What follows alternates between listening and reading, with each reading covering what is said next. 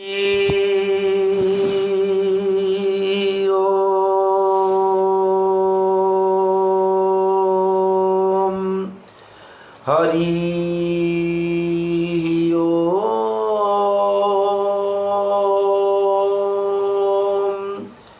हरि ओम अज्ञानतिमिरान्धस्य ज्ञानाञ्जनं शलाकया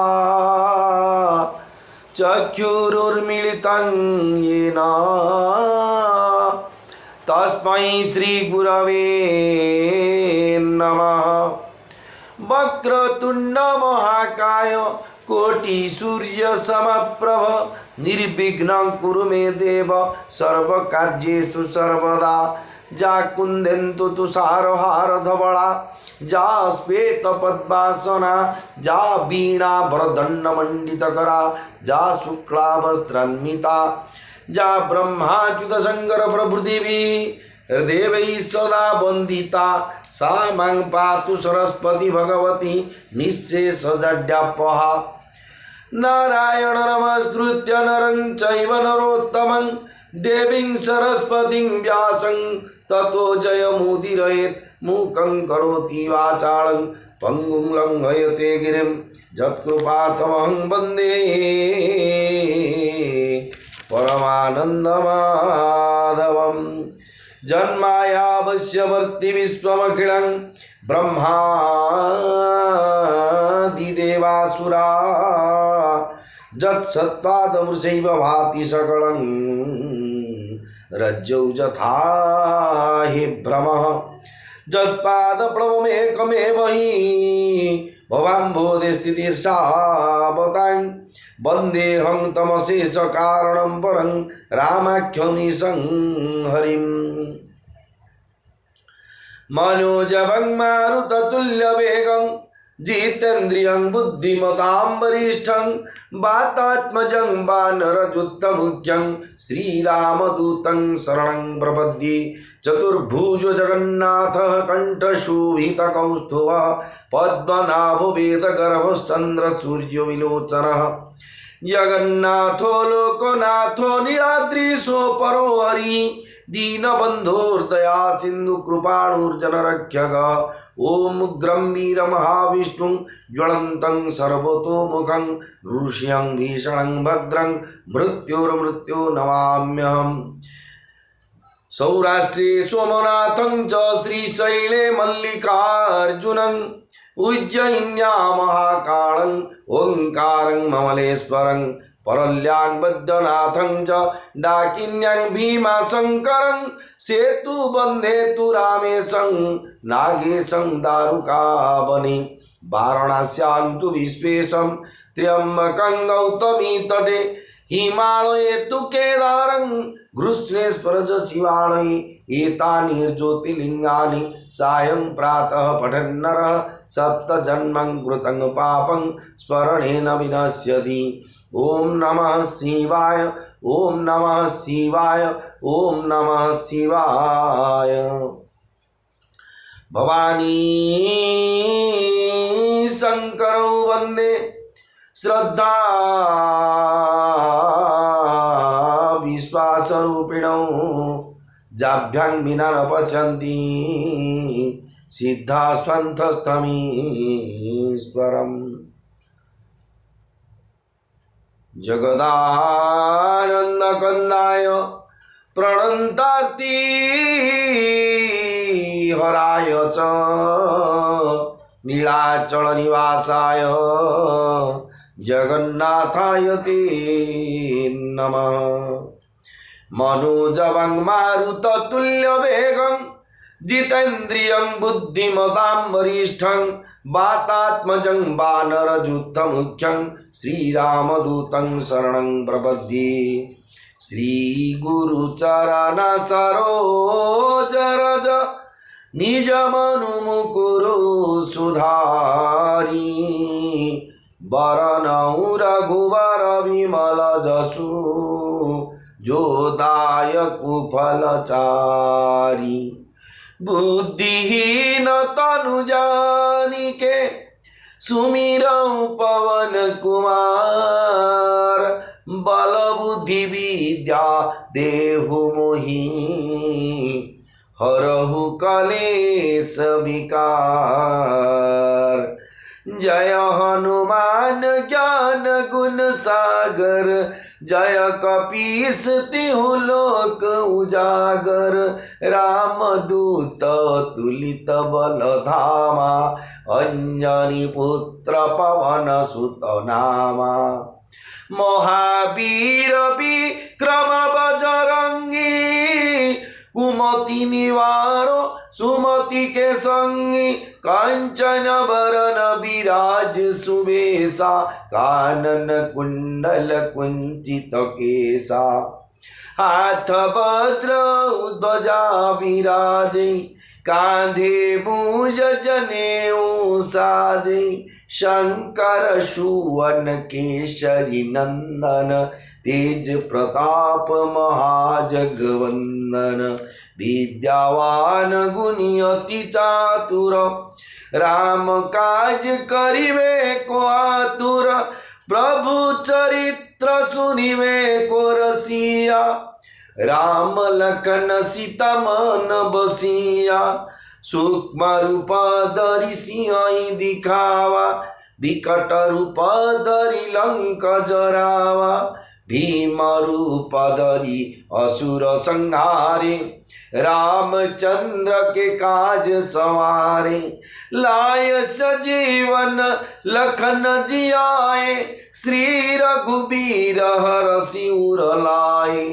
रघुपति कीन्ही बहुत बड़ाई तुम मम प्रिय भरत ही सम भाई। सहस बदन तुम्हारो जस गावे अस कई श्रीपति कंठ लगावे।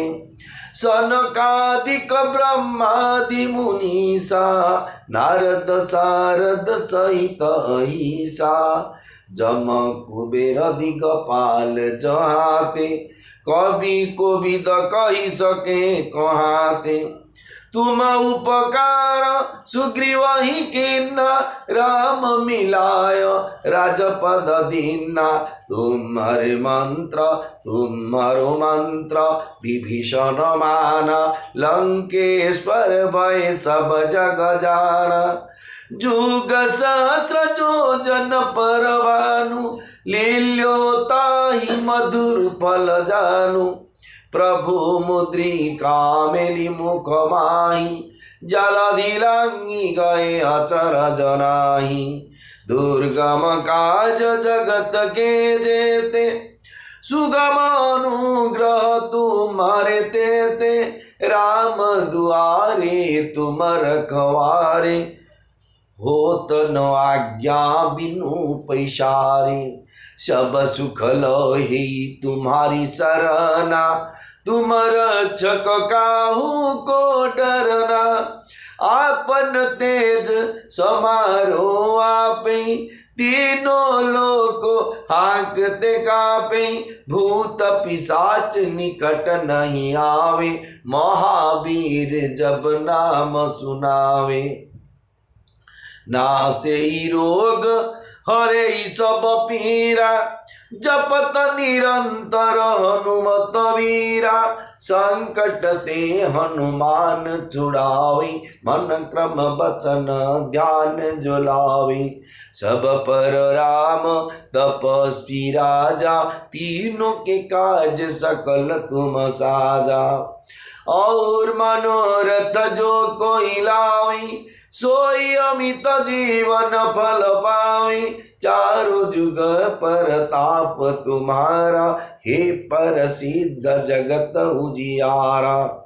साधु संत के तुम रखवारे असुर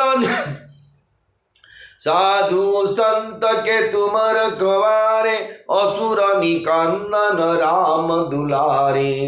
अष्ट सिद्धि नौ निधि के दाता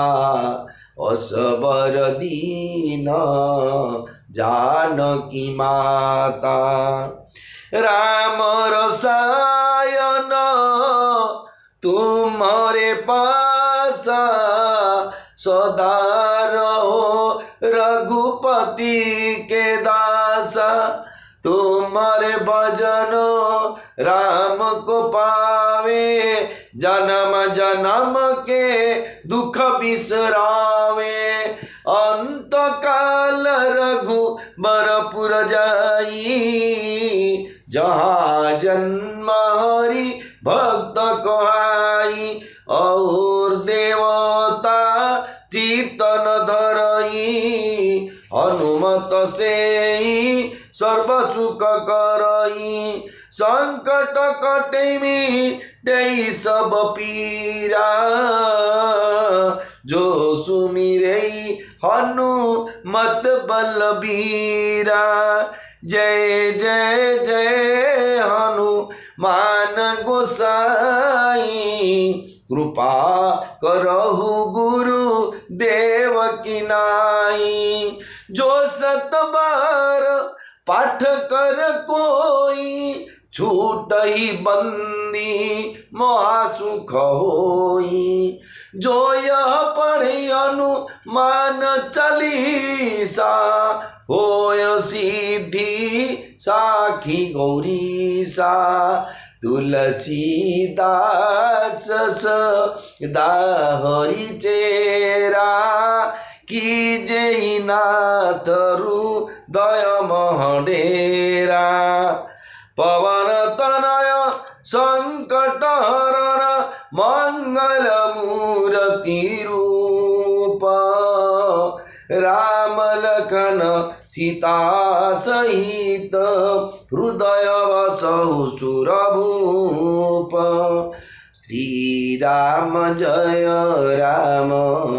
जय जय राम। श्री राम जय राम, जय हनुमान। मंगल भवन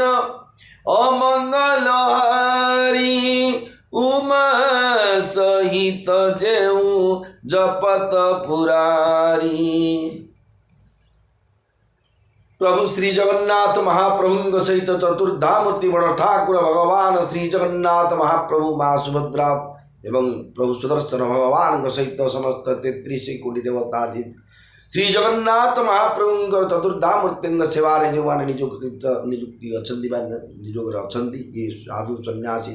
सेवाए तो भाई भौणी जिते भी भक्त अच्छा जिते ब्राह्मण जिते साधु जिते सन्यास जिते ब्राह्मण जिते गुरु गुरुजन जिते लघु लघुजन जिते जड़ठू चेतन पर्यंत चाहे से कुकुर हो कि से चंडाल हो कि से गाई हो कि हाथी हो कि आज्ञा ब्राह्मण हो कि पंडित हो समस्त देहरे परमात्मा अवस्थित। तेणु एक कथा को अनुसंधान कर श्रीमद भगवद गीता लिखिले श्रीमद भगवद गीता भगवान श्रीकृष्ण अर्जुन को कहले कौन बोली हे अर्जुन विद्या विनय संपन्ने ब्राह्मणे गविहस्तिनी सुनी चैव स्वपाके च पंडिता समदर्शिन। हे अर्जुन विद्या विनय युक्त ब्राह्मण देहरे चंडाल देहरे गाई देहरे हाथी देहरे सुनी चैव स्वपाके च स्वपाक बोले चंडाल सुनिले कुकुर समस्त गाई देहरे परमात्मा अच्छा ये कथा को आम अनुभव करवा। तेणु अन्य को पीड़ा देले ही पाप लगे। परोपकाराय स्वर्गाय पापाय पर पीड़ने पर को आम पर अर्थ आम छाड़ी जाऊ जिते जीव आम पुओ हो झी हो स्त्री हो भाई बंधु कुटुंब जिते जीव जगत निजक छाड़ी जाऊ जिते अच्छे से आम पर आज्ञा आम हृदयटा आम शरीरटा आगे आम निजर मनटा आगे आम निजर आ बाकी जार पर जहाँ पचारे आज्ञा तुम कौन टा बेसी लोभ सी हूँ मोर पुओ को बड़ लोभ सी हूँ मोर झील को बड़ लोभ किए हूँ मो स्त्री की बड़ लोभ किए हूँ मो प्रेमिका को भल लोभ किए क्या बोली मो जोई की भल लोभ किए अजा को किए क्या भल पाँच किए के भाव किंतु प्रकृत में जो लोभ कर लोभ भितर भगवान को लोभ करने लोक आज्ञा कम जे प्रकृत भगवान ही आम निजर आउ आमर किए ना कि जो लोभ कर प्रकृत लोभ हूँ आज्ञा आम शरीर उपर प्रथम जानतु आम क्या अधिक प्रायोरिटी देचे कहीं मत सी गाड़ी कला ना देखो गाड़ी गोटे वार्ड जो तातला पानी रे घर पड़ुच तो गाड़ी कले कौन कष्ट होमको सी तो बाड़ी नहीं कि मान तो सिंगल कि डबल अक्षर सी गोटे व्यवहार करी कौन कहीदेला आम कहीं चिड़ी मिड़ी थाना मान हानि मकदमा करुचे ना यहाँ हूँ मूल आम देहरे से कहबार कैपासीटी ना किए कहला ना तू मु तूटा हूँ अलग मुटा हूँ अलग आम मो मन मो शरीर मत जो बॉडी भितर आम शरीर भितर जिते प्रक्रिया होमर आ देह जब व्याघात जी सृष्टि कला आम चिड़मिड़ी हवाटा स्वाभाविक कथा तेणु भगवान कथा को श्रवण कला बेले गोटे जिन आप जो कहली भगवान दाम चतुर्धामूर्ति सेवार अच्छा आपड़ जिते जगत जीव जगत अच्छा समस्त को आज्ञा अनंत कोटि प्रणाम जन आरंभ कर श्रीक्षेत्र धाम जे श्री गोस्वामी तुलसीदास महाराज द्वारा रचित ये हूँ आज्ञा श्री रामचरित मानस ये कौन व्यक्तिगत निष्पत्ति कथा नुह व्यक्तिगत लेखा नुह पवित्र भगवान को परम भक्त जगन्नाथ को जी मना कले स्वयं जगन्नाथ को दर्शन करते तुलसीदास महाराज नाई ना जगन्नाथ मो रामचंद्र मुझे शिष्य ना भक्त राम जगन्नाथ कि महापुरा के मुझे जानी बोले भगवान नीति आगे राम अवतार राम नवमी आगे जो गला से भगवान जगन्नाथ राम नवमी राम अवतार आगे धारण करते केवल गोस्वामी तुलसीदास जो ही राम सोई जगदीशा से लिखिले जी कहले जी राम सी ही जगदीशा ना पूर्व से मानि नथिले कथाटा तेणु भगवान को छाड़िले आमर अस्तित्व किसी ना तेणु श्रीक्षेत्र धाम पावन क्षेत्र धाम पुरुषोत्तम धाम आपण मैंने किसी समय 24 आवर्स 24 घंटा सूर्यास्त सूर्यास्त फिर सूर्य उदय पर्यटन 24 घंटा 24 मिनट आप भगवान कथा श्रवण करता जो ये आप मोटू नहीं ताठू जेहतु भगवान कथा जहाँ आप श्रवण कले किसी भी असुविधा ना आप निश्चय भगवत प्राप्ति हो आप जीवन जीविका निश्चय उज्जवल हो भगवान शरणापन्न हो जातु ये संसार भगवान आम जन्म देते बापा माँ मध्यम सीना प्रकृति जन्म देवा को भगवान गोटे बापा आम आम गोटे साधारण गोटे जन्मटे आम किमी हो देखो स्वामी स्त्री मिलन में गोटे सन्तान हो किमी हो किए कर स्वामी ना स्त्री किए कर ऊपर भगवान तेणु से भगवान आमको जीवदान जन्म देते सी आम पालन पोषण कर सी आम संहार करेंगे तेणु राम नाम सत्य ही मरवा पर आम कह आम भी कहीं कह आसतु ताले राम नाम केमती सत्य कहीं राम नामटा बेस गुरुत्व दिखाई राम ये श्रीरामचरित मानस महात्म्य श्रवण कले आम जन्म जन्मांतर जो कनक जन्म जिते पाप कर कान में पड़ा मात्र निश्चय पवित्र हाँ ब्राह्मण कौन टी गाई देचे भावीदे एसीडीटा आगे गोटे छोट पिला एसीडी गातुटा आनी गण उपर पकईद आगे से पड़ी मर छोट पिला एसीडा पड़ा पड़ा एसीड तो गुण पड़ी मरवाटा सी राम कथा पावरटा हो जी शुण तार पवित्र हवाटा जानते से मूल जिनस गत काली आपण मैंने श्रवण करते जे चतुरी सखी माने सीता संगे धरी अति मधुर स्वर गीत गाई गाई चली था जगत जननी सीतांगर कोमल शरीर सुंदर शाढ़ी सुशोभित होता है माँ सीतांगर सौंदर्य वास्तव में अतुलनीय अंग प्रत्यंग सकल प्रकार भूषण सुशोभित होता है सखी माने शेष को यथास्थान सुचारू रूपे सजाई था माँ सीता रंगभूमि में पदार्पण करने मात्र दिव्य रूप देखी समस्त नर नारी मोहित हो गले देवता माने आनंदित हो दुंदुभी बजाइले एवं अप्सरा माने पुष्पवृष्टि करी गीत गाइबा लगिले सीतांक कर कमल वर्णमाला सुशोभित होता है समस्त राजा चकित हो एकलय माँ सीता आड़ चाहब लगिले सीता चकित हो चकित चित्त श्रीराम को खोजा लगिले माँ सीता देखी माँ देखी सबू राजा माँ सीता को देखी सबू राजा मोहित होले जो मोहित अर्थ कौन मोहिबा अर्थ कौन सुंदरता मोहित होना जो लक्ष्मींकर स्त्रीटा सुंदरता जो कि भगवान रूपटा राधिनी शक्ति राधा आराधयते राधा भगवान को जी माने जी भल पाँच ये जो भल पाइबा शब्द इज इक्वल टू से राधा बा से सीता बा से लक्ष्मी जी भी जो भगवान को बोझे आम तो भल पाँच भल पाइबा शब्द इज इक्वल राधा लक्ष्मी सीता जी भी हूँ सी देखीचे सी कौन कले जे सबू राजा मैंने मोहित होले कारण मोहिबा गुणटा भगवान चढ़ा भगवती चढ़ा आ क्या पाखे ना तेणु मोहन बखरा बोली आज्ञा प्राय मंदिर मानक आगे देखिए सब गोटे मोहन बखरा विजय बखरा नाट्य मंडप रत्न सिंहासन चारिटा गेट था चारिटा सब प्राय केटुक सब मंदिर में चार्टा गोटे विजय बखरा जोड़ी रत्न सिंहासन कहते गोटे कौन मोहन बखरा विजय चारिटा रोच भगवान जो ये रोच जो साला तैयारी होती केवल मोहिवाई से गले आप देखो जी से जाऊँगी जगन्नाथ मोहन बगड़ा छिड़ा देखिए आगे समस्ते से गोटे केमी कणी भगवान देखिए आउ ता छड़ा से हुए तो किए कोटे पाप चिंता दियो क्या मनी पर्स पड़ेगा कि कम टका पड़ेगा कि कोटे का चेन घस पड़ा कौन हुए से चिंता मुँह कि किए मोर पापी नहीं भावुत होगा मुझे भावुँ मो बात तो पापी नहीं मुझे कहीं कह पुण्य लोक बोली कि मन भावना रही भगवान मोहित शक्ति मोहिनी शक्तिटा भगवान पाखे अच्छी जो शक्तिटा माँ सीता था सबू राजा मैंने देखी मोहित हो गले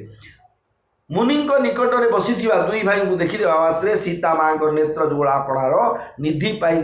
परी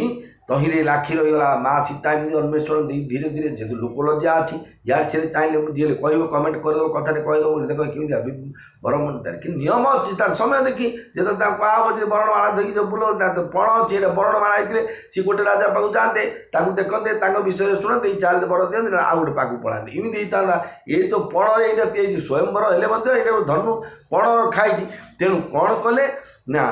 जिते सीता माँ दृष्टिटा पड़ा जो विश्वामित्र मुनि पाखे बस दी भाई जाक देखला भगवान बड़ ठाकुर जगन्नाथ को देखला आगे आउ संसार कौन अधिक देखा अच्छी कि आगे कौन आग्रह लगुच जदि भी लगुच गोटे भौतिक दुनिया आम जो कामिनी कांचन कीर्ति गोटे पार्ट पे आम होते लगी किंतु प्रकृत सुहृदं सर्वभूतानां भगवान हूँ समस्त सुहृद तेणु भगवान को देखला सी कौन कले गुरुजन लाज समाज बड़ देखी सी असकुचानी देखी सी असकुचानी लागी बिलोकन सखी नतन रघुबीर ही उरवानी रघुबीर ही उरवानी जय राम सिया जय राम सीता जय राम सिया जय जानकी किंतु गुरुजन उपस्थित हेतु से एते लोक चाहिए हेतु से लाजरे संकुचित हो गले से श्रीरामंकर मनोहर मूर्ति को हृदय मध्य को नहीं आसी सखीगण आड़ को चाहिए रूपटा को जेते जनेक आज्ञा जाग यज्ञ सब पुरोहित ब्राह्मण मैंने भक्ति मुझे जाती ए ध्यान दे बोलो कौन ध्यान दे बोलो आज्ञा ध्यानटा तो रूपटा को आज्ञा मन चिंता कर ध्यान अच्छी ना कि श्लोकटा को ध्यान जोड़ा लिखाई शांताकारं भुजग शयनं पद्मनाभं सुरेशं यहाँ शुणा भल लगे किंतु ध्यान कौन शांत रूप से आकार शरीर बढ़ो विश्वाधारं गगन सदृशं मेघवर्णं शुभांगम बोली गोटे मन में कल्पना कर रूपटा ठीक माँ सीता कौन कले रामंकर छविटा हृदय भर टाणी आने आउ राम को आड़े चाहिए जी कौन मन भावे जो लज्जा सब स्त्री मान भूषण हो लज्जा सी तो जगत जननी समस्त शिक्षा देवा चाहिए ओढ़ना देखी सखी मान आड़ को माँ मोटी बुले देले कौन कले राम रूप सिय छवि देखे नर नारी न परी हरि निमेषे सोच ही सकल हत सकुचाही विधीषण विनयक रही मन माही श्रीराम रूप और सीता छवि देखी कि स्त्री कि पुरुष समस्ते आखिर पलक पकाइबा छाड़ीदेले समस्ते मने मने भाविले किंतु पाटी खोली किछि कहवा को संकोच बोध कले से माने मने मने विधाता को विनती जनाउछन जेतु सीतांग पाई रामंकर जन्म रामंग पाई माँ सीतांगर जन्म यहीटा हृदय हृदय मने मने कोणे कोणे समस्त जो थिले से जनकपुर रे जो विवाह स्वयंवर देखुले से को स्त्री पुरुष को क्यास्ट हो कि को आईएएस अफिसर हो कि जो आंबासीडर था जी भी से समस्त इच्छा केमी ना कौन इच्छा थिला हरु विधि बेगी नक जड़ताई मोती हो मारी असी देही सुहाई बिनु विचार पनु तजी नर नाहू सियो राम करी विबाहु समस्ते विचार कर कौन हे विधाता जनकंकर मूढ़ता शीघ्र हरि नियंतु मूढ़ता कौन ना अजाणा शक्ति को भरोसा करवा किए एमती आज्ञा भगवान शिवंकर धनु को गुण चढ़ेबाटा बोले भगवान व्यतीत आउ क्या द्वारा से संभव नुह भगवान ही से संभव करवा द्वारा थिला हेले भगवान को देखा लालसारे हो कि शिवंकर परामर्श क्रमे हो कि ब्रह्मांकर निर्देश क्रमे हो जो कौन करते लोक सी भगवान महिमाटा प्रकट करने गोटे उद्देश्य थिला କିନ୍ତୁ ଲୋକଙ୍କର ବିଚାର କ'ଣ ବେକି କ'ଣ ହେଉଛି ସୀତାଙ୍କୁ ସିଏ ନାଇଁ ଆଉ ଧନୁ ଫନୁ ଭଙ୍ଗା ଭଙ୍ଗି ନାହିଁ ରାମଙ୍କୁ ଏକା ବରଣମାଳା ଦେଇ ଦିଅନ୍ତୁ ଏ ବିଚାର ସମସ୍ତେ କଲେଣି। ସମସ୍ତଙ୍କର ଇଚ୍ଛା ସିଏ କହୁଛନ୍ତି କ'ଣ ଯେ ଯେଉଁ ମୂଢ଼ତା ବା ଜଡ଼ତା ଅଛି ଜନକ ରାଜାଙ୍କର ସିଏ ବୁଦ୍ଧିଟା ଦିଅନ୍ତୁ ମାନେ ବଦଳେଇ ଦିଅନ୍ତୁ କ'ଣ ଯାହାଫଳରେ କି ସେ ବିନା ବିଚାରରେ ନିଜର ପଣ ଛାଡ଼ି ଦେଇ ରାମଙ୍କ ସହିତ ସୀତାଙ୍କ ବିବାହ କରିଦେବା ମାନେ ତୁଣ୍ଡରେ କହିଦେବେ ଯେ ରାଜା ମହାରାଜା ମାନେ ଗୁରୁଜନ ମାନେ ଯେଉଁ ଯେତେ ଆସିଛ ମୁଁ କଣ୍ଡିସନ୍ କରିଥିଲି ବା ପଣ ରଖିଥିଲି ଏ ଯେଉଁ ଶିବଧନୁ ଅଛି ଶିବଧନୁରେ ଗୁଣ ଚଢ଼େଇବା ପାଇଁ ମୁଁ ଗୋଟେ କଣ୍ଡିସନ୍ କରିଥିଲି କିନ୍ତୁ ଆଉ ମୁଁ ତ ଏତେ ଦେଖୁଛି କାଉ ନାହିଁ କିଏ ଏଥିରେ ନାହିଁ ମୋ ରାମ ଆସିଲେଣି ମୁଁ ଆଉ ଶିବଧନୁ ମୋ ଝିଅ ମୁଁ ଯାହାକୁ ପିତୃଦତ୍ତ କନ୍ୟା ରାଜଦତ୍ତ ଭୂମି ମୋ ଝିଅକୁ ମୁଁ ଯାହାକୁ ଦେବି ଆଉ ତମେ ଭୋଜି ଭୋଜି ଖାଇକି ଝିଅ ପରା ତମେ କୁଆଡ଼େ ଯିଏ ଯେଉଁ ରାଜ୍ୟ ଧରି ମୁଁ ମୋର ପଣ ବଦଳେଇ ଦେଲି ଏମିତି କହନ୍ତୁ ବୋଲି ଜନକ ରାଜାଙ୍କର ମନକୁ ଏମିତି ଆସୁ ବୋଲି ଲୋକଙ୍କର ବିଚାର ଆଜ୍ଞା। ଜଗୁ ଭଲ କହି ଭାବ ସବ କାଉଁ ହଠ କିନେ ଅନ୍ତ ଉରଦାଉଁ ଏହି ଲାଲ ସୀମ ଏହି ଲାଲ ଶ୍ୟାମ ଗଣ ସବଲୋଗୁ ବରୁ ସାମର ଜାନକୀ ଯୋଗୁ তব বন্দী জনক বোলাই বিরিদাবলিক হত চলিয়ায় কন রূপ যাই কৌপন মোরা চলে ভাটহিয় হর সুন থোরা মঙ্গল ভবন অমঙ্গল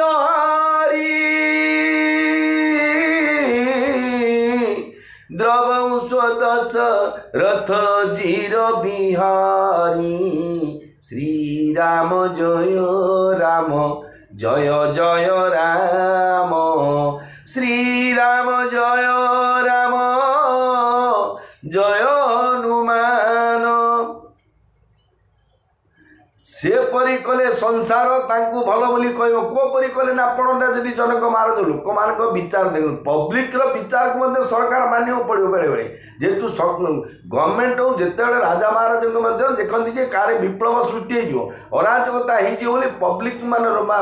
ନାଗରିକ ବା ସିଟିଜେନ୍ ମାନଙ୍କର କଥାକୁ ମଧ୍ୟ ଗୁରୁତ୍ୱ ଦେଇ ଦିଅନ୍ତି ରାଜା ମହାରାଜ ଭାଇ ସରକାର ମଧ୍ୟ ଦିଅନ୍ତି ନା ଏଇଟା ଦ୍ୱାରା ଅସୁବିଧା ହେବ ବୋଲି ସେମିତି ତତ୍କାଳୀନ ସମୟରେ ସମସ୍ତେ ବିଚାର କରୁଛନ୍ତି କ'ଣ ଯେ ଯଦି ଜନକ ରାଜା ପଣ ବଦଳେଇ ଦେଇକି ନାଇଁ ଆଉ ଧନୁଭଗ୍ନ ବା ଧନୁରେ ଗୁଣ ଚଳାଚଳି ନାହିଁ ମୁଁ ସୀତାଙ୍କୁ ବିବାହ କରିବି ବୋଇଲେ ଜଗତ ସମସ୍ତଙ୍କୁ ଭଲ ବୋଲି କହିବ କାରଣ ତାହା ସମସ୍ତଙ୍କୁ ଭଲ ଲାଗିବ। ଯଦି ସେ ହଟ କରିବ ସେ ନାଇଁ ନାଇଁ ଧନୁ ଭଗ୍ନ ନହେଲେ ମୁଁ ଦବାର ନାହିଁ ଏ ଧନୁରେ ଗୁଣ ନ ଚଳେ ସେ ପଢ଼ିଲେ ପଢ଼ ମୋ ଝିଅ ବୁଢ଼ୀକି ରହିବ କ'ଣ ମୋତେ ଖାଇବା ଅଭାବ ହଉଥିଲେ ପିଇବା ଅଭାବ ହଉଥିଲେ ମୁଁ କ'ଣ ରାସନ ଚାଉଳ ହେଉଛି କ'ଣ ହେଲେ ଭାବିକି କହିଦେବେ କାଳେ ଯେ ମୋର ଏମିତି ଇଚ୍ଛା ନାହିଁ ମୁଁ ଦେବି ଏକା ଯଦି ହଟ କରି ବସିବେ ତେବେ ପରିଣାମରେ କେବଳ ତାଙ୍କ ହୃଦୟ ସନ୍ତାପିତ ହେବ କାରଣ ଏମିତି କିଏ ଧନୁରେ ଗୁଣ ଚଢ଼ିବା ପାଇଁ ରାବଣ ବାଣାସୁର ଆସିକି ଆଜ୍ଞା ହାରିକି ପଡ଼ିଲେଣି ତତ୍କାଳୀନ ସମୟରେ ଯେଉଁମାନେ ବୀର ଥିଲେ ସେମାନେ ଯଦି ହାରିଲେ ଆଉ ଭଗବାନ ମୋର ମାନବ ଅବତାର ଧାରଣ କରି ଆସିଛନ୍ତି ସିଏ ସୀତାଙ୍କୁ ସ୍ୱୟଂରେ ଧନୁଭଗ୍ନ କରିବେ ସିଏ ଯାଇକି ରାବଣକୁ ବଧ କରିବେ ଏ କଥା କ'ଣ ସମସ୍ତେ ଜାଣିଛନ୍ତି। ଆଜି ଶ୍ରୀ ଜଗନ୍ନାଥ ମହାପ୍ରଭୁଙ୍କର ଦୟଣା ଲାଗିଲା ଦୟଣା ପରିବର୍ତ୍ତନ କ'ଣ ଦୟଣା ପରିବର୍ତ୍ତନ ନା କ'ଣ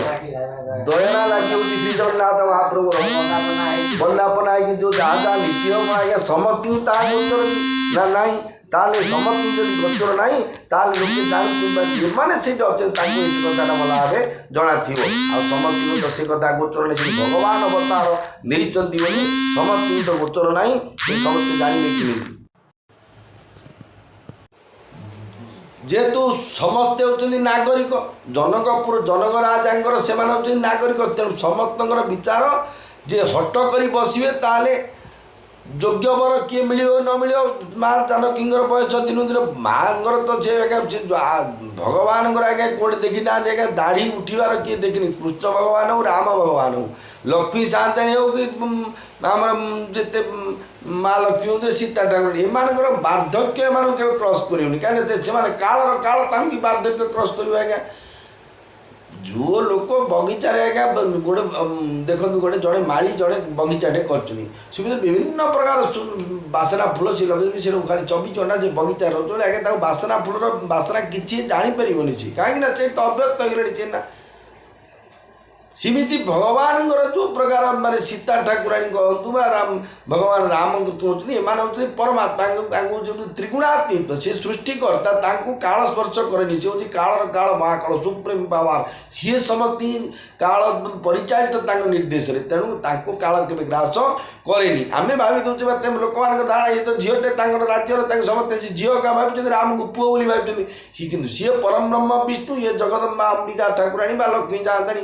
ଯିଏ ଆଦିଶକ୍ତି ବା ଲାଦିନୀ ଶକ୍ତି ପ୍ରଭୁଙ୍କର ବା ବୋଲି ସେ କଥାଟାକୁ କିଏ ଆଉ ଜାଣିନାହାନ୍ତି ଯେଉଁମାନେ ଅଳ୍ପ ଜାଣିଛନ୍ତି ସେମାନେ କ'ଣ କଲେ ନା ଏହିପରି ଶ୍ୟାମଳ ସୁନ୍ଦର ରାମ ହିଁ ଜାନକୀଙ୍କର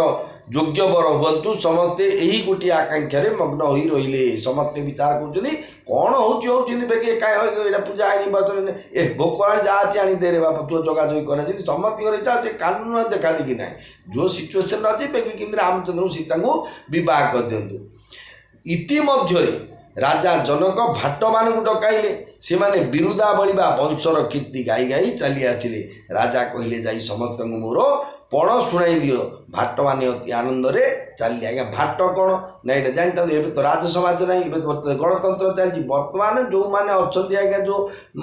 ଗଣତନ୍ତ୍ର ଶାସନକର୍ତ୍ତା ତାଙ୍କର ଆଜ୍ଞା ପ୍ରତ୍ୟେକ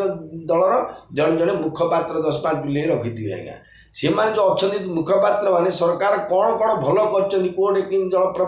ପ୍ରକଳ୍ପ କରିଛନ୍ତି କେଉଁଠି କାହାକୁ ଇନ୍ଦିରା ଆବାସ ଦେଇଛନ୍ତି କି କାହାକୁ କ'ଣ କରିଦେଇଛନ୍ତି ଚାକିରି ବାକିରି କରିଛନ୍ତି କେଉଁଠି ପ୍ରକଳ୍ପ ଖୋଲିଲେଣି କେଉଁଠି ଯାହା କରିଛନ୍ତି ଏଗୁଡ଼ା ହେଉଛି ତାଙ୍କର ଯାହା ଯେଉଁ ଭଲ ଗୁଣ ଗୁଡ଼ାକ ଗାଇବେ ତାଙ୍କର ଭାଟ ତ ସେ ସମୟରେ ରଜାମାନେ ଗତିରେ ଓ ରଜା ପଚାରିବେ ଭାଟକୁ କୁହାହେଇଥିବା ଆଗରୁ ଦେଖନ୍ତୁ ଭାଇ ଓ ଭଉଣୀମାନେ ଆମ ରାଜ୍ୟର ରାଜା ଯିଏ ଏବେ ଅଛନ୍ତି ଯିଏକି ହରିଶ୍ଚନ୍ଦ୍ରଙ୍କ ପରି ଦାନୀ ସେ ରାମଚନ୍ଦ୍ରଙ୍କ ପରି ସେ ବଳବନ୍ତ କି ସେ ମାମଙ୍କ ପରି ସୁର ତାଙ୍କ ପରି ବୀର ପରେ ସବୁଠୁ ଦୁର୍ବଳ ଥିଲେ ତାଙ୍କୁ ମଡ଼େଇକିରି କହିବେ କିନ୍ତୁ ଏଇଟା ସେୟା ନଥିଲା କିନ୍ତୁ ଭାଟମାନଙ୍କର ତ କାମ ସେୟା ତାଙ୍କ ବଂଶର କୀର୍ତ୍ତି ଗାନ କରିବେ ତେଣୁ ତାଙ୍କୁ ଜନକ ରାଜା କହିଲେ ତମେ ସବୁ ଗାଇ ଗାଇ ଯାଅ ମୁଖପାତ୍ର ଯାହା ବର୍ତ୍ତମାନ ଅଛନ୍ତି ଗଣତନ୍ତ୍ର ମନ୍ତ୍ରୀମାନଙ୍କର ବା ଦଳର ସେମାନେ ହେଲେ ରଜାର ମୁଖପାତ୍ର ଯେଉଁମାନେ କହନ୍ତି ଭାଟ ସେମାନେ ସବୁ ବିରୁଦାବଳୀ ବୋଲେ ତାଙ୍କ ଅମଳ ଜନକ ରାଜାଙ୍କ ବାପା ଥିଲେ ତାଙ୍କେ ଆଇଏସ୍ ଅଫିସର କି ତାଙ୍କ ଫାଦର ଥିଲେ ତାଙ୍କର କୋଟିପତି କି ଆରବରେ ତାଙ୍କର ଉଡ଼ାଜାହାଜ ପଚାଶ ଟାଇପ୍ର ହେଇଥିଲେ ଏଗୁଡ଼ା କହନ୍ତି ନା ସେ ସମୟରେ କ'ଣ ତାଙ୍କର ଜ୍ଞାନ ଗୁଣ ବା ଜନକ ରାଜାଙ୍କ ତ ଜଣେ ରାଜର୍ଷି ଯିଏ ଋଷି ହେଲେ ମାନେ ଋଷି ଅର୍ଥ ଯେଉଁ ଜ୍ଞାନ ଯେହେତୁ ରାଜାର ହେଇକି ମଧ୍ୟ ସମ୍ପୂର୍ଣ୍ଣ ଜ୍ଞାନ ଥିଲା ଯେ ରାଜା ହେଲେ ମଧ୍ୟ ସେ ଅତି ସାଧୁ ସନ୍ନ୍ୟାସୀ ଭଳିଆ ଜୀବନ ବାହା କରୁଥିଲେ ତେଣୁ ତାଙ୍କର ପ୍ରକୃତ ଭଲ ଗୁଣ ଆମେ ଏମିତି କହିଦେଲି ସିନା ପ୍ରକୃତରେ ତାଙ୍କର ଭଲ ଗୁଣ ଯାକ ଉପସ୍ଥାପନ କରିଲେ ସେ ଭାଟମାନେ ଏବଂ ଜନକ ରାଜା କହିଲେ ଯେ ମୁଁ ଯେଉଁ ପଣ କରିଛି ପଣ ଅର୍ଥ କଣ୍ଡିସନ୍ ଦିଆହେଇଛି ଯେମିତି ଇଣ୍ଟରଭ୍ୟୁ ଦିଆହେଇଛି 5 ଫୁଟ 6 ଇଞ୍ଚ ହେଇଥିବ 9 ଫୁଟ ପର୍ଯ୍ୟନ୍ତ ଡେଇଁକି ହାଇ ଜମ୍ପରେ କରିଯିବ ଲଙ୍ଗ ଜମ୍ପରେ ଏତିକି ଦୌଡ଼ି ଚଳାନେ ଏତିକି ବୋଇଲେ ତାକୁ ଚାକିରି ଖଣ୍ଡକୁ ଯିବ ବାହ୍ୟ ବସକୁ ଯିବ ଯେମିତି ଗୋଟେ ସେଠି କରିଛି ମୋର ପଣ କ'ଣ ଅଛି ତମେ ଜଣେଇ ଦିଅ ଭାଟମାନେ ଅତି ଆନନ୍ଦରେ ଚାଲିଲେ ଏବଂ କ'ଣ କହିଲେ ଯାଇକି ପଣରେ କ'ଣଟା କହିଲେ ସମସ୍ତଙ୍କ ଆଗରେ ବୋଲେ ବନ୍ଦୀ ବଚନ ବର ଶୁନଉ ସକଲ ମହିପାଲ ଶୁନଉ ସକଲ ମହିପାଲ ପନ ବିଦେହ କର କହିମ ଭୁଜା ଉଠାଇ ବିଶାଲ ଭୁଜା ଉଠାଇ ବିଶାଲ ଜୟ ରାମ ସିଆ ଜୟ ରାମ ସୀତା ଜୟ ରାମ ସିଆ ଜୟ ଜାନକୀ ଭାଟମାନେ ଘୋଷଣା କରି ଚାଲିଲେ ହେ ରାଜାଗଣ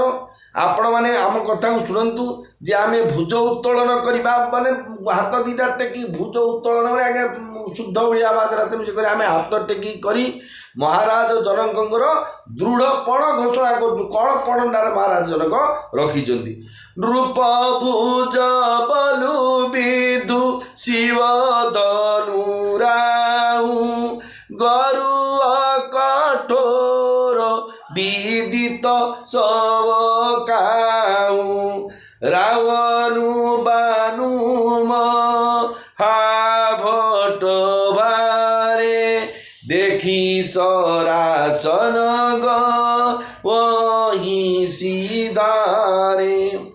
সোই পুরারি কো দণ্ডু কঠোরা রাজ সমাজ আজু জয়ী তোরা ত্রিভুবন জয়স মে তবৈ দেই বিনয়ী বিচার বরই হঠিতে শুনিপন সকল ভূপ অভিলাষে ভটমানিয়তি স্বয়মন মাখে পরিকরবাদি উঠে অকুলাই চলে ইষ্ট দেবন শির নাই। রাজা ମାନଙ୍କର ଭୁଜବଳ ଚନ୍ଦ୍ର ସମାନ ହେଲେ ଭାଟମାନେ ଘୋଷଣା କରୁଛନ୍ତି କ'ଣ ଦେଖନ୍ତୁ, ରାଜାମାନଙ୍କ ପାଇଁ ବ୍ୟବହାର ବାକ୍ୟଟା ଆମର ଗାଁ ଗହଳି କଥା ହେଇଥିଲେ କି ତମର କାହିଁ କାହାର ବଳ ଅଛି ଆସ ଏଟାକୁ ଏ ଶିବଧନୁ ଚଢ଼େଇବ ଏ ମାଇକିନାରୁ ନେଇକି ଯିବ ଏମିତି ଭାଷାରେ କୁହାହେଇଥାନ୍ତା ମଫସଲି ଲୋକ ଗାଉଁଲି ଲୋକ। କିନ୍ତୁ ରାଜାମାନଙ୍କୁ କ'ଣ ସମ୍ବୋଧନ କରାହେଉଛି କ'ଣ ଯେ କହିଲେ ଯେ ରାଜାମାନଙ୍କର ଭୁଜବଳ ଚନ୍ଦ୍ର ସମାନ ହେଲେ ଶିବଧନୁ ହେଉଛି ରାହୁ ସମାନ। କାହିଁକି ରାହୁର ପ୍ରଭାବ ଚନ୍ଦ୍ରଙ୍କ ଉପରେ ବଳ, ତେଣୁ ଯଦି ଶିବଧନୁଙ୍କ ଠୁ ବଳକା ବଳକ ଯଦି ଚନ୍ଦ୍ରଙ୍କର ତାହା ଚନ୍ଦ୍ର ତାଙ୍କୁ ଚନ୍ଦ୍ରକୁ ରାହୁ ଗ୍ରାସ କରିପାରନ୍ତି ନାହିଁ। ସେଇ ଧନୁର ଗୁରୁତ୍ୱ ଆଉ କଠୋରତା ସର୍ବଜନ ବିଦିତ। ସେ କେତେ ଓଜନିଆ ଆଉ କେତେ କଠୋର ମାନେ କେତେ ଆଣ୍ଟ ମଜବୁତ ସେଇଟା ସମସ୍ତେ ଜାଣିଛନ୍ତି। ବିରାଟ ଯୋଦ୍ଧା ରାବଣ ଓ ବାଣାସୁର ମଧ୍ୟ ସେଇ ଧନୁକୁ ଦେଖି ଚୁପଚାପ ପଳାଇ ଯାଇଛନ୍ତି। ଉଠାଇବା ତ ଦୂରର କଥା ତାକୁ ଛୁଇଁବାକୁ ବି ସେମାନେ ସାହସ କଲେ ନାହିଁ। ଯେଉଁମାନେ ତତ୍କାଳୀନ ସମୟରେ ବୀର ଥିଲେ ବାଣାସୁର ରାବଣ ଥିଲେ ଯେଉଁମାନେ ସେମାନେ ଆସି ଦେଖିଲେ ଯେଉଁ ଦିନ ଦେଖନ୍ତୁ ଆଜ୍ଞା ଘରେ କାହାର ନାଗ ସାପଟେ ପଡ଼ିଛି କି ନହେଲେ କାହାକୁ ଗୁଣିଆ ହେଇଛି ବୋଲି ତାକୁ ଯିବ ଗୁଣିଆ ଦେଖିଦେବ ନାଇଁ ନାଇଁ ଏ ମୋ ଦ୍ୱାରା ଆଉ ହଉନି। ଜଣେ ସାପ ମାରି ଦେଇଛି ଜଣେ ପାଖକୁ ନେଲେ ସିଏ ଦେଖିଲେ ଜାବଲା ବେଳେ କାଢ଼ି ଏମିତି ଯଦି ହେଇଗଲାଣି ବୋଲେ ସିଏ ଦେଖିବ କାହିଁକି ରିସ୍କ ନେବି ସେ ନାଇଁ ନାଇଁ ଆଜ୍ଞା ଏଇଠୁ ନେଇଯାଉ ସେ ଅମଙ୍କ ଗାଁରେ ଯିଏ ଅଛନ୍ତି ବଡ଼ ଜାଣିବା ଲୋକ ତାକୁ ସିଏ ତା ପାଖକୁ ରିଫେୟାର କରିଦେବେ। ସେମିତି ସିଏ କହିଲେ କ'ଣ ଏମାନେ ଦେଖିଦେଲେ ଯେତେବେଳେ ସେ ଚାପ ବା ଧନୁଟାକୁ ତାକୁ ଛୁଇଁବା ତୁରନ୍ତ ତାକୁ ନାଇଁ ଆପ ଏଇଟା ବଡ଼ ନାଗ ଚାପ ମନ୍ତ୍ରପତ୍ର କିଛି କାମ କରିବେନି ତାକୁ ପଳେଇବା ପାଇଁ ପଳେଇଲେ। ଶିବଙ୍କର ସେହି କଠୋର ଧନୁକୁ ଆଜି ଏହି ରାଜସଭାରେ ଯେ ଭାଙ୍ଗି ଦେଇପାରିବେ ସେ ତ୍ରିଲୋକ ବିଜୟୀ ହେବା ସହିତ ବିଦେହ କୁମାରୀ ଜାନକୀ ତାଙ୍କୁ ଅକୁଣ୍ଠିତ ଚିତ୍ତରେ ଅବଶ୍ୟ ବରଣ କରିବେ। ଏ ଯେତେ ରାଜା ଅଛନ୍ତି ଯେଉଁ କ୍ୟାଷ୍ଟ ରହୁଛନ୍ତି ରାଜା ତତ୍କାଳୀନ ସମୟରେ ଯିଏ ଥିଲେ ଯେଉଁ ସିଂହଦେବ କି ଯାହା ଥିଲେ ଟାଇଟଲର ସବୁ ଯେଉଁ ରାଜା ମହାରାଜାମାନେ ଅଛନ୍ତି ଆପଣମାନେ ଏଇଠି ଆଜି ଯିଏ ଆଜି ଶିବଧନୁଟା ଭାଙ୍ଗି ଧନୁ ଚଢ଼େଇଦେବ ସିଏ ତ୍ରିପୁର ବିଜୟୀ ହେବା ସହିତ ମା ସୀତା ତାଙ୍କୁ ଅକୁଣ୍ଠିତ ଚିତ୍ତରେ ତାଙ୍କୁ ଲେପର ହେଇଥାଉ ବଡ଼ ରୋଗ ହେଇଥାଉ କି ରଜା ଭଳିଆ ହେଇଥାନ୍ତି ଯେ କଣ୍ଡିସନ୍ ଭଙ୍ଗିବା ଗୋଟେ କଥା ପଡ଼ିଛି। ଜଣେ ଗଭର୍ଣ୍ଣମେଣ୍ଟ ନେଇବାକୁ ଲେଖା ହେଇଛି ଆମର ଗଞ୍ଜାମ ଜିଲ୍ଲାରେ ଗଭର୍ଣ୍ଣମେଣ୍ଟ ଡିଆଁ ଅଛି 8 ଫୁଟ 10 ଫୁଟରେ ମୁହାଁ ବନ୍ଧା ହେଇଛି ସେଠି ପାଇଲେ ସାଇକେଲରେ ଆଉ ମୁହାଁଟେ ଟର୍ଚ୍ଚ ଲାଇଟ୍ରେ ଲୁଙ୍ଗିଟିକି ଗଲେ ମିଳିବାକୁ ଫାଷ୍ଟ ପ୍ରାଇଜ୍। ଜଣେ ଛୋଟାରେ ତା ଗୋଡ଼ ଭଲ କାମ କରୁନି ସେ ଛୁଟେଇ ଡେଇଁ ପଡ଼ିଲେ ସେ ବାଡ଼ି ଦେଲେ ତାର ସେ ମୁହାଁଟା ହେଇଗଲା ଫାଷ୍ଟ ପ୍ରାଇଜ୍ କାରଣ ଚୁକ୍ତି ଅଛି ସେମିତି। ସୀତା ଠାକୁରାଣୀଙ୍କର ଏ ଯେଉଁ ସ୍ୱୟଂବରରେ ଚୁକ୍ତି ଅଛି ସେ ଯିଏ ବି ହେଉନାହାନ୍ତି ତାପରେ ଏଇଠି ଆପଣଙ୍କୁ ପୁଣି ଥରେ କହୁଛି ଦେଖନ୍ତୁ ଆଜ୍ଞା ଭଗବାନଙ୍କ କଥାରେ ସାଟାୟାର କରିବା କମେଣ୍ଟ କରିବା ଉଦ୍ଦେଶ୍ୟ ମଜାରେ କହିବା କଥା ଏ କଥା ଯେ କ'ଣ ତ ଆଗରୁ ହେଇଛି ନା ଶିବଧନୁଙ୍କୁ ଯେଉଁମାନେ ଭାଙ୍ଗିବେ ଯିଏ ଭାଙ୍ଗିଲେ ହିଁ ତାଙ୍କୁ ସେ ବିବାହ କରିବେ ଯେହେତୁ ସେଇଟା କିଏ ଭାଙ୍ଗିବ ଆଉ ଥରେ କ୍ଲିୟର କରୁନି ନା ଭଗବାନଙ୍କ ବ୍ୟତୀତ ଆପଣ ଏଇଟା ଜାଣନ୍ତୁ ଇଏ ରାମାୟଣ କଥା ଭଗବାନ କଥା ଲୌକିକ କଥା ନୁହଁ ଯାହାଟା ଯେଉଁ ଚରିତ୍ର ଶୁଣୁଛନ୍ତି ଭଗବାନ ହିଁ ସବୁ କରୁଛନ୍ତି ଆଜ୍ଞା। ତେଣୁ ଭଗବାନଙ୍କ ପାଖରେ ଯୋଗ୍ୟତା ଅଛି ଜାଣିକିରିକା ଜନକ ମହର୍ଷି ଯେ କଥା ଜାଣିଛନ୍ତି ନା ଜନକ ଭଗବାନଙ୍କୁ ଦେଖିବେ ସ୍ୱଚକ୍ଷୁରେ ଜଗତ ଦେଖିବେ ପବିତ୍ର ହେବେ। ତେଣୁ ସିଏ କହିଲେ କ'ଣ ଯିଏ ଧନୁକୁ ରାଜସଭାରେ ଭାଙ୍ଗି ଦେଇପାରିବ ସେ ତ୍ରିଲୋକ ବିଜୟୀ ହେବା ସହିତ ବିଦେହ କୁମାରୀ ଜାନକୀ ତାଙ୍କୁ ଅକୁଣ୍ଠିତ ଚିତ୍ତରେ ଅବଶ୍ୟ ବରଣ କରିବେ। କୁଣ୍ଠାବୋଧ କରି ନାଇଁ ନାଇଁ ତାଙ୍କୁ ପାରାଲିସିସ୍ ହେଇଛି କି ତାଙ୍କୁ HIV କାର୍ଡ଼ ଅଛି କି କ'ଣ ଯାହା ଥିବ ସେ ରାଜାଙ୍କର ମନେ ମଧ୍ୟ ଯେହେତୁ ଚୁକ୍ତି ଅନୁଯାୟୀ ତାଙ୍କୁ ହିଁ ବିବାହ କରିବେ। ଜନକଙ୍କ ପଣ ଶୁଣି ସବୁ ରାଜା ଲାଳାୟିତ ହୋଇ ଉଠିଲେ। କାର୍ଡ଼ଟେ ରାସନ କାର୍ଡ଼ ଦେହ ଖରାପ କାର୍ଡ଼ ଯେଉଁ ଆରୋଗ୍ୟ କାର୍ଡ଼ ମିଳିଲେ ଯେମିତି ବାହାରି ପଡ଼ିବ ସୁଭଦ୍ରା ଯୋଜନା ବୋଲେ କେମିତି ଆମ ମନ ଆନନ୍ଦିତ ସେମିତି କାହିଁକି ଆମେ ସେ ଡିପାର୍ଟମେଣ୍ଟ ଯାହାର ଆଗ୍ରହ ଅଛି ସିଏ ତାକୁ ଆନନ୍ଦ ଲାଗିବ ଯିଏ ନାହିଁ ସେ କାହିଁ ଗୁରୁତ୍ୱ ଦେବ। ସେମିତି ଯେଉଁମାନେ ସୀତାଙ୍କୁ ପାଇବା ପାଇଁ ଯେଉଁ ରାଜାମାନେ ଲାଳାୟିତ ଥିଲେ ଯେମିତି ଭାବିଲେ ଶୁଣିଦେଲେ କଣ୍ଡିସନ୍ କଲେ କେମିତି ହେଲେ ମୁଁ ଯାଇ ଶିବ ହେଉଛି ହଁ ମୁଁ ତ ଦିନକୁ 200 ଥର ବୟସ 1000 ଥର ଦାଣ୍ଡି ବୈଠି କରିଛି କେତେ ଥର ଯାଇଛି ଦୌଡ଼ୁଛି ଘୋଡ଼ାରେ ଏମିତି ସବୁ କରିଛି ଏ ଧନୁ କ'ଣ କେଉଁ କାର୍ଡ଼ଟା ଆଜି ମୋଡ଼ିଦେଲେ ଭାଙ୍ଗିଯିବ ଏମିତି ସବୁ କେମିତି ଭାଙ୍ଗିଦେଲା କ'ଣ ସୀତା ମୋର ହେଇଯିବ ସବୁ ନିଜ ବିଚାର ସବୁ ମନେ ମନେ ଯେଉଁ ରାତିରେ ଡ୍ରିମ୍ ବୋଲି କହୁଛନ୍ତି ସ୍ୱପ୍ନ ଦେଖି ରାଜା ରାତିରେ ସ୍ୱପ୍ନ ଦେଖି ଆଜ୍ଞା ମୁଖ୍ୟମନ୍ତ୍ରୀ ହେବା ରାଷ୍ଟ୍ରପତି ହେବା ସବୁ ହେଇଯାଇପାରିବେ ଇନ୍ଦ୍ର ମଧ୍ୟ ହେଇପାରିବେ ଭଗବାନଙ୍କର ପାର୍ଶ୍ୱଦ ମଧ୍ୟ ହେଇପାରିବେ କିନ୍ତୁ ନିଦ ଭାଙ୍ଗିଲା ବେଳକୁ ଯଥା ପୂର୍ବମ୍ ତଥା ପରମ୍। ତେଣୁ ରାଜାମାନେ ଲାଳାୟିତ ହେଇକରି କଲେ କ'ଣ ଜନକଙ୍କ ପୁଣି ଯେଉଁମାନଙ୍କର ବୀରତ୍ୱ ଅଭିମାନ ରହିଥିଲା ସେମାନେ ଅଧୀର ହୋଇଗଲେ ଯାହାର ମନରେ ଗର୍ବ ଅଛି ମୁଁ ସବୁ କରିପକେଇ ମୁଁ ଭାଙ୍ଗିଦେବି ଗୋଟେ ବୀରତ୍ୱ ଅଭିମାନ ବଳ ଉପରେ ଧନ୍ୟ ମୁଁ ଗୋଟେ ପୁରାଣ ପାଠ ପଢ଼ୁଛି ମୋର ଅଭିମାନ ଯଦି ଅଛି ଅଭିମାନଟା ଆଜ୍ଞା ପତନର କାରଣ। ମନେ ରଖିଥାନ୍ତୁ ଭାଗବତ ଶ୍ରୀ ରାମଚରିତ ମାନସ ପୁରାଣ ଶାସ୍ତ୍ର ଯେଉଁମାନେ ପାଠ କରନ୍ତି ସେମାନଙ୍କର ନିର୍ଦ୍ଦେଶଟା ହେଉଛି ଭଗବାନଙ୍କର ବାଣୀର ନିର୍ଦ୍ଦେଶ ମୁଁ ଆପଣଙ୍କୁ ସେ ଯେଉଁ ପରାମର୍ଶ ଦେଉନି କେଉଁ ଟି ଭି ଚ୍ୟାନେଲ୍ ମାଧ୍ୟମରେ ଯେ ମୋତେ କେଉଁଠି କ'ଣ ମିଳିଯିବ ବୋଲି, କିନ୍ତୁ ଏତିକି ଜାଣନ୍ତୁ କୌଣସି ଶିକ୍ଷା କ୍ଷେତ୍ରରେ ହେଉ, ଧନରେ ହେଉ, ଜ୍ଞାନରେ ହେଉ, ବୁଦ୍ଧିରେ ହେଉ, ସୁନ୍ଦରରେ ହେଉ, ଗୁଣରେ ହେଉ, ଯେକୌଣସି ଗୋଟେ କ୍ୱାଲିଟିକି ନେଇକି ଯଦି ଆପଣଙ୍କ ମନରେ ବା ମୋ ମନରେ ଅଭିମାନ ହେଲା, ସିଏ ପତନ ହେବାଟା ପତନର କାରଣ ବୋଲି ଜାଣି ଦିଅନ୍ତୁ। ତେଣୁ ଯେଉଁ ରାଜାମାନେ ମନରେ ଥିଲା ଅଭିମାନ, ତାଙ୍କୁ ନାଇଁ ମ ଏଇଟା କ'ଣ ଯେ ତୁ ବମ ତୁ ଆସିଛୁ ତୁ ଭାଙ୍ଗିଦେବୁ, ଏଇଟା କେତେ ଦିନ ତୁ ଇଏ ବାଦାମ ମିଲ୍କ କେତେ ପିଇଛୁ ତୁ ବାଟିକି କେତେ ଦାନି କେଉଁ ଆଖଡ଼ା ଯାଇଛୁ ତାକୁ ଧୂପାନ୍ତ ବି ହେଉଥିବେ। ସେମାନେ ଅଣ୍ଟା ଭିଡ଼ି ବ୍ୟାକୁଳ ହୋଇ ଉଠିଲେ ଏବଂ ନିଜ ନିଜର ଇଷ୍ଟଦେବଙ୍କୁ ପ୍ରଣାମ କରି ଧନୁ ପାଖକୁ ଚାଲିଲେ। ସତ୍ୟକି ଆଜ୍ଞା ଦେଖନ୍ତୁ ଶିବଙ୍କର ଧନୁ ଭାଙ୍ଗିବା ପାଇଁ ଇଷ୍ଟଦେବ ଏଠି କେଉଁ ପିଠିରେ ପଡ଼ିବ, ଇଷ୍ଟଦେବ ତ ରାମ, ଇଷ୍ଟଦେବ ତ ଶିବ, ଇଟା ହୁଏ ଆଜ୍ଞା କାହାକୁ କେଉଁ ସ୍ମରଣ କରୁଛନ୍ତି, ଆଉ କିଏ ଅଛି ଆଙ୍କୁ ବଳ ଦେବ। ଯାହାର ଧନୁ ସିଏ ହେଉଛନ୍ତି ଭଗବାନ ଶିବ, ଯିଏ ଭାଙ୍ଗିବାକୁ ଅବସ୍ଥିତ ଅଛନ୍ତି ସୀତାଙ୍କୁ ନେବା ପାଇଁ ସିଏ ହେଉଛନ୍ତି ରାମ। ଏମାନେ ଗୋଟେ ଇଷ୍ଟଦେବ ଶରଣାଗତ ଦେଖିବା ଗୋଟେ ପ୍ରବଚନ ଦେଉଥିବାକୁ ଥିବ, ନହେଲେ ଗୋଟେ ଅଗଷ୍ଟ ବନ୍ଧର ଭାଷଣ ଦେଉଥିବ, ଯଦି କାହାକୁ କୁହାଯିବ ବୋଲେ ସିଏ ମାଉପୁରା ଧରିବେ। ଏମିତି ସତ୍ୟକି ସେ କ'ଣ କ'ଣ ଭାଷଣ କହିବ, କିଛି କହିନି, ମୋର ସମୟ ଆଉ ଅଧିକ ମୁଁ ଦେଉନି, ମୋ ଭାଇମାନେ ରଥବାବୁ ମିଶ୍ରା ସବୁ କହିସାରିଲେଣି, ମୁଁ ଏତିକିରେ ମୋର ଭାଷଣ ବିରତି କହିକି ଆପଣଙ୍କୁ କାହିଁ ଏତିକି କହିବା ପାଇଁ 6 ଥର ଖାସି ଦିବେ। ସେମିତି ବୀରତ୍ୱ ଅଭିମାନ ଥିବା ଲୋକ ଗୁଡ଼ାକ ସବୁ କ'ଣ କରେ, ଏମିତି ବାହୁଟାକୁ ନିଶୁଟାକୁ ଟିକେ ବଢ଼ା ମୁଁ ଆପଣ ଅଡ଼ିଓଟା ଆଉ କ'ଣ ଭିଡ଼ିଓ କରି ଦେଖେଇ ପାରିବି, ଯାହାଦ୍ୱାରା ସେମାନେ ବୀରତ୍ୱ ଅଭିମାନ ଦେଖିକି କ'ଣ କଲେ ସବୁ ସେଠି ନିଜ ସେମାନେ ବଡ଼ ତମ କି ତାକି ତକି शिव धनु धरई उठई न कोटी भाती बलु करई जिनके कछुबी चारु मन माई चाप समीप हिप न जाई। झीमाने बड़ गर्वर सहित शिव धनु को चाहूँ एवं तापर दृष्टि निबद्ध करी ताकू धरुथांती। देखंतु जेहेतु बलर अभिमान अच्छी गोटे कारीगरी विद्या आज्ञा क्या कह मंदिर तेती बोले सी सत्य उपरूटी चाहिए फुत वाटर पकड़ न आसु मंदिर कर फर्माल धन्य मुझे गोटे ब्राह्मण आज्ञा मत खड़ी पाती प्रकृति आज्ञा जना नहीं जदि किए मो पाक खड़ी पानी आइला मुझे देखी 5-300 दब गीत बेपार है मुझे कौन 11-4टा टाणी पचारि फुल नांडे फल नांडे हाँ पिला बेलू तुम टे बड़ दुखरे चलता तुम घर लोक तुम इमी जब कहले से लोग निश्चय मानव आज्ञा ना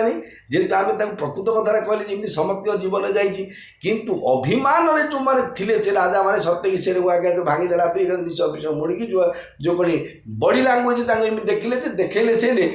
देखा लोग जो अन्य से बोले हाँ एम जाऊ जाऊका भांगीदेवे एवं से क्यों मॉडल धरी तार टेक्निक अच्छी एवं धनु उठाइबा नाना उपाय करी बल खटाऊ थांती किंतु धनु हुंकु न ताए कि चंकु न ताए जेतु शिव धनु को स्थान धरिबार योग्यता माने भावर भक्तिर प्रेमर धनु सी आज्ञा बाउंसुटे आज्ञा जब एत भारी बोले कहले क्या विश्वास हो आज्ञा कहले शिव धनुटा आज्ञा पिनाक धनुटा भगवान जो बाउंसीटा एमती 3टा धनु 3टा पवगिरी आज्ञा 3 गढ़ी कराई से गोटे गढ़ी हूँ आज्ञा धनु पिनाक धनु कोदंड धनु आउ बईसी एमती कौन कौन होता जहाँ से पुराण शास्त्र हेल्ले गोटे बाउंसर धनु को काणु अच्छी तथापि सी ये पावर जे किए धरवे को घुचे पारना कौन तार गोटे पावर पड़ी जमी गोटे जादू विद्या कहीकि साप गुड़ा मंत्र पकड़ बाली पड़े से साप गुड़ा जुआड़े घुचले से भितर थे घुच पार नुथे सी गोटे तार गोटे शक्ति प्रयोग हो भगवान महिमा अच्छी से भितर जो राजा मानकर सामान्य विवेक थिला से माने धनु पाखक आदौ गले नाही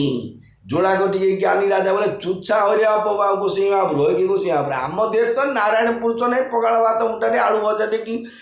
बोईताड़ू सतुला कहीं आम जीवन जाऊे चुच्छा से धनुटा तो घुचे पारते एडे एडे वीर कहीं चेरी अपसद ना आराम से सिलाई बस आउ कौन कौन मग ओष पीवा थी रजा महाराज तो सब सुविधा थी मगे कहीं किए नौ नौ किए गुड़ा किसी हेनी से राम हका ने से विचार कले कौन तम कि धरई धनु मूढ़ नृप उठई न चलईल जाई मन उपाय भट बाहु बलु अधिक अधिक गरुआई अधिक अधिक गरुआई जय राम सिया जय राम सीता जय जानकी मूर्ख राजा मानकर जो वीर दर्पर दांत कड़बड़ कर धनु को धरता जेहेतु को काम कर बाजा बजे बोले आप मुंड ये जो गोड़ हाथ हला हली कर कले आप बडीटा न हल्ले आज्ञा बाजा बजी पारे मुहटा बेकटा को एपट सेपट न कले आप गीत गाई पारे कि ठीक सुंदर रे कहींपारे सेमती धनु भग्न हो कि जो वीरत्व देखला जो जहाँ वीरत्व बढ़िया देखा ଯେ ମନେ ହେଉଥାଏ କିନ୍ତୁ ତାହାକୁ ଉଠାଇ ନେବ ଧନୁକୁ ଧରୁଥାନ୍ତି ମାନେ ଦାନ୍ତ କଡ଼ବଡ଼ କରି କେତେ ବୀର ବେଶ ଗୋଟେ ତ ବୀରତ୍ୱ ଦେଖିବା ବୀରତ୍ୱ ଆମେ ବ୍ରାହ୍ମଣ ମୋତେ ମୋର ବୀରତ୍ୱ ଅଛି ମୁଁ ସେଇଟା ଆପଣଙ୍କୁ ଭିଡ଼ିଓ ହୋଇଛି ମଧ୍ୟ ନାଟରେ ଦେଖିଲା ପରେ ଦେଖେଇଦେଲି ସେ ବୀରତ୍ୱ ଦ୍ୱାରା ଦାନ୍ତ କଡ଼ବଡ଼ କରିକି ସେ ଧନୁଟାକୁ ଧରୁଥାନ୍ତି ଉଠାଇ ପାରିନଥାନ୍ତି ଏବଂ ଲଜ୍ଜିତ ହୋଇ ଫେରି ଯାଉଥାନ୍ତି। ମନେ ହେଉଥାଏ ସତେ ଯେପରି ବୀରମାନଙ୍କ ଭୁଜର ବଳ ପାଇ ସେହି ଧନୁ ବେଳକୁ ବେଳ ଅଧିକରୁ ଅଧିକ ଓଜନିଆ ହୋଇଯାଉଛି। ଯେତେ ତାକୁ ଛୁଇଁଲେ ଗୋଟେ ଗୋଟେ ଆଜ୍ଞା ଦେବଦେବ ମହାଦେବ କେତେ ପ୍ରତିଷ୍ଠିତ ମହାଦେବ ମନ୍ଦିର ମାନେ ଲିଙ୍ଗ ଅଛନ୍ତି ଯେଉଁ ତାଙ୍କୁ ସବୁ କେତେ ଯେତେବେଳେ ଜାଣିଲେ ପ୍ରତ୍ୟଗିରିକୁ ଗାଈ ଆସିକି କ୍ଷୀର ଦାନ କଲା ସ୍ୱପ୍ନ ହେଲା କାହାକୁ ଖୋଳିଲେ ଯେତିକି ଖୋଳିଲେ ସେ ଲିଙ୍ଗଟା ଆଜ୍ଞା ତଳୁ ତଳୁ ସେତିକି ଗଲା ଆଜ୍ଞା ଯେମିତି ଗୋଟେ ଅଛି ଅନେକ ଜାଗାରେ ଘଟିଛି। ସେମିତି ବିଚାର କରୁଛନ୍ତି ଗୋସ୍ୱାମୀ ତୁଳସୀଦାସ ମହାରାଜ ଯେ ଏଇ ଯେଉଁ ଧନୁକୁ ଯେତେବେଳେ ଯେତେ ବୀର ଯାଇକି ଧରୁଛନ୍ତି ସିଏ ଆହୁରି